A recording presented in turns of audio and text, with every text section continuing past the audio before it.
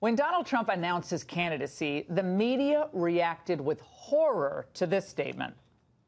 When Mexico sends its people, they're not sending their best. They're sending people that have lots of problems, and they're bringing those problems with us. They're bringing drugs, they're bringing crime, they're rapists, and some, I assume, are good people. While many, some at least, quibbled with the formulation the president made there, they knew what he basically meant. Maybe he shouldn't have singled out Mexico. People are coming from a lot of places doing us harm. And I'll tell you tonight, there is continuous and sad evidence to substantiate his claims of the underlying crimes. Every day in this country, there are fresh American tragedies to report on. American citizens brutalized, abused, murdered by illegal aliens. Yet most of these stories are buried at the back of the local metro sections in your local papers. And most of them are never heard on national news broadcasts. Well, the media, they're too busy doing what? They're capturing every utterance of a few specific porn stars. So tonight, we're going to report on a handful of these American tragedies. In San Diego, a Mexican illegal alien, Constantino Banda Acosta, after a night of drinking, was charged with running a stop sign and slamming into a family's vehicle. A little boy in the back seat of the vehicle suffered serious head trauma and now has cognitive issues. Acosta fled the scene. In addition to being an illegal alien, Acosta had been deported 17 times. Yes, 17.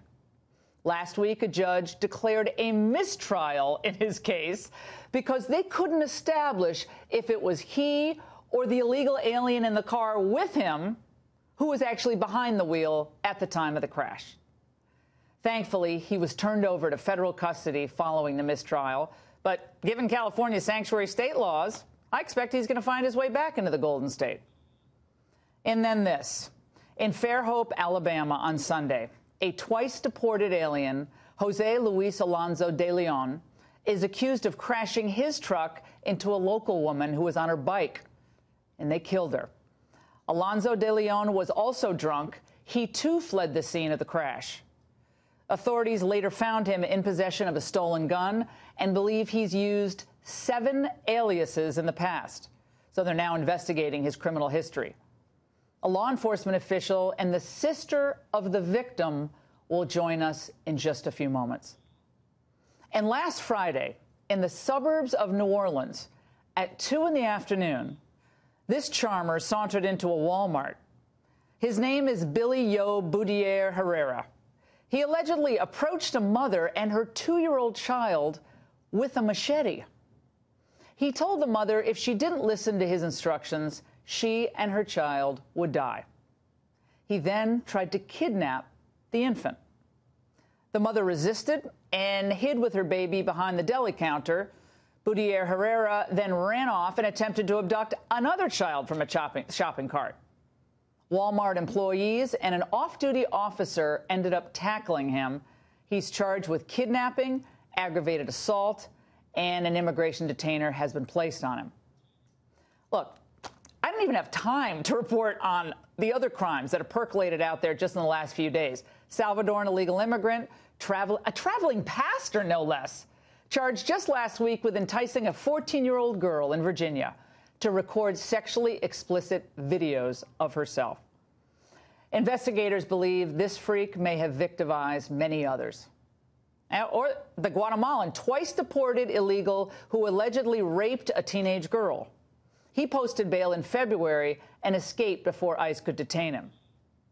Or the illegal in Dallas, who's charged with smothering a senior citizen and maybe, according to authorities, a serial killer. This only scratches the surface of crime committed on a daily basis by those who should have never been in this country in the first place.